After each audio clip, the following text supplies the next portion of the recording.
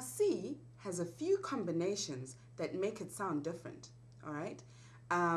If you remember from our alphabet lesson, if you have C on its own, this is the sound it makes. It's a softened click sound.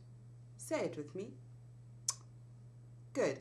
A word in Ndebele with the sound is Ndebele.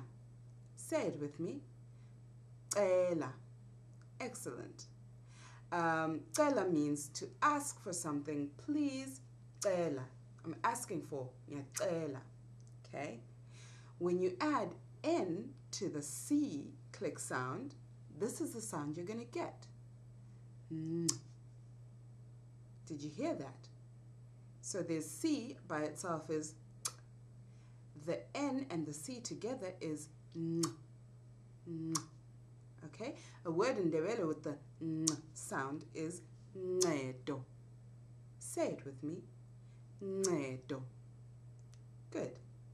Ncedo means to help or to assist. Uncedo. Ncedo. All right.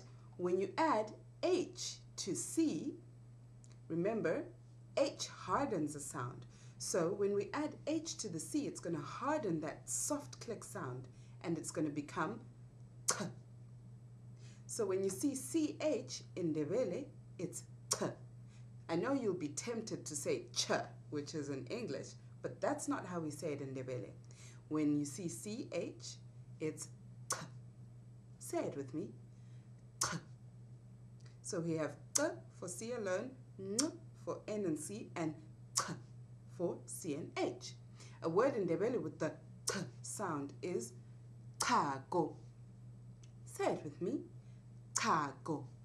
Very good. Well, cargo is milk. Cargo. You're doing very